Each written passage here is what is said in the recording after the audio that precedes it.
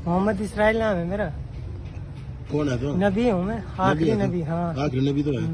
नबी करीम सल्लल्लाहु अलैहि वसल्लम ने फरमाया था कि क़यामत से पहले कई झूठे नबी उठेंगे जो लोगों को गुमराह करने की कोशिश करेंगे। ये फितने वक्त के साथ बढ़ते रहेंगे और एक ऐसा वक्त आएगा जब दज्जाल खुद को दुनिया में जाहिर कर देगा। लेकिन इससे पहले कई छोटे दज्जाल भी आएंगे जो नबूवत का झूठा दावा करेंगे और मासूम लोगों को अपने जाल में फंसाने की कोशिश करेंगे। 2025 में भारत में ऐसा ही एक शख्स सामने आया है जो अपने आप को आखिरी नबी करार दे रहा है। ये शख्स जो आम उलमा की तरह लिबास पहनता है, दाढ़ी रखता है और टोपी पहने हुए है, हकीकत में एक बहुत बड़ा फितना है। बज़ाहिर ये शख्स आम दीनदार लगता है, लेकिन इसके अल्फाज और दावे खतरनाक हैं। इसका नाम मोहम्मद इसराइल है और ये खुद को पानीपत भारत का रिहायशी बताता है। इसने अपनी शनाख्त को छुपाने के लिए पहले अवाम में अपना एक खास मकाम बनाया, नमाजों का एहतमाम किया और दीन की तबलीग का तासुर दिया ताकि लोग इस पर एतमाद कर सकें। लेकिन फिर इसने अचानक नबूवत का दावा कर दिया जिसने सबको हैरान और परेशान कर दिया। आखिर इस शख्स का असल मकसद क्या है? क्या यह वाकई एक बड़ा फितना है या इसके पीछे कोई और साजिश कार फरमा है? इसके बारे में जानना हर मुसलमान के लिए जरूरी है। प्यारे दोस्तों, दस्तयाब मालूमात के मुताबिक शुरू में यह शख्स एक आम दीनदार इंसान की तरह रहता था। लोगों के साथ नरमी से बात करता, मस्जिद में जाकर नमाज पढ़ता और अल्लाह का जिक्र करता। इसका मकसद था कि लोग इसे एक नेक और साले इंसान समझें ताकि जब वो अपना असल दावा करे तो कुछ लोग इसकी बातों पर यकीन करें। कई महीनों तक ये मस्जिद में बाकायदगी से इबादत करता रहा, लोगों के दरमियान घुल मिल गया और खुद को एक सच्चे मुसलमान के तौर पर पेश किया। यही वो हरबा था जो माजी में कई झूठे नबियों ने इस्तेमाल किया, यानी पहले लोगों का एतमाद जीतो, फिर इनके अकीदे में दरार पैदा करो।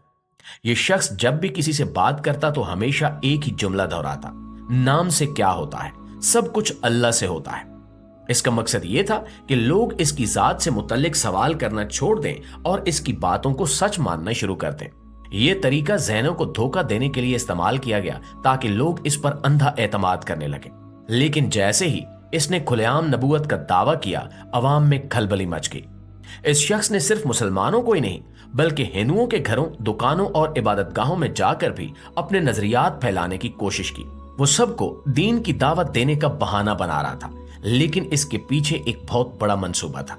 लिहाजा जब पानीपत के उलमा और मजहबी रहनुमाओं को मोहम्मद इसराइल के झूठे दावे की खबर मिली तो उन्होंने फौरन सख्त रद्द अमल दिया। इस्लामी उलमा ने मुतफिका तौर पर इस शख्स को मलून और गुमराह करार दिया और वाज़े किया कि यह दज्जाल के फितनों में से एक फितना है जो उम्मत मुस्लिमा में तफरका डालने और लोगों को राह हक से हटाने के लिए सरगर्म है। उलमा का कहना था कि ये दजाली फितने वक्तन फवक्तन नमूदार होते रहेंगे और हर मुसलमान की जिम्मेदारी है कि वो इनसे खबरदार रहे और दूसरों को भी इस फितने से बचने की तलकीन करे। पानीपत के मजहबी रहनुमाओं ने अवाम से अपील की कि वो इस शख्स से किसी भी किस्म का ताल्लुक ना रखें, ना इसकी बातों पर यकीन करें और ना ही इसकी किसी भी सरगर्मी में हिस्सा डालें। उलमा ने हुकूमत से भी मुतालबा किया कि ऐसे झूठे नबियों के खिलाफ सख्त कानूनी कार्रवाई की जाए ताकि ये फितने मजीद न फैल सके। प्यारे दोस्तों, नबी करीम सल्लल्लाहु अलैहि वसल्लम ने 1400 साल पहले एक बहुत बड़ी हकीकत बयान कर दी थी कि कयामत से पहले झूठे नबी जाहिर होंगे जो लोगों को गुमराह करने की कोशिश करेंगे। ये फितने वक्त के साथ बढ़ते जाएंगे और हर दौर में कोई न कोई शख्स नबूवत का झूठा दावा करेगा। बल्कि इससे पहले भी बहुत से झूठे नबी आ चुके हैं जो नबूवत के झूठे दावे करके लोगों को धोखा देने की कोशिश करते रहे। कुछ झूठे नबी वक्त के साथ बेनकाब होकर मर चुके हैं, जबकि कुछ अब भी जिंदा हैं और अपने गुमराह को नजरियात फैलाने में मसरूफ हैं। हर झूठे नबी की हिकमत अमली एक जैसी होती है। पहले वो दीनदारी का मुजाहरा करता है, फिर लोगों का एतमाद हासिल करता है और आखिर में अपने झूठे दावे के जरिए फितना पैदा करता है। और यही मिसाल मोहम्मद इसराइल की भी है। ये शख्स अपने इर्द गिर्द के लोगों को कायल करने की कोशिश कर रहा है कि यही आखिरी नबी है, जबकि नबी करीम सल्लल्लाहु अलैहि वसल्लम के बाद कोई नबी नहीं आ सकता। इसका झूठा दावा दरअसल एक बहुत बड़ा दजाली फितना है जो मुसलमानों को ही नहीं बल्कि पूरी दुनिया के अमन को नुकसान पहुंचा सकता है।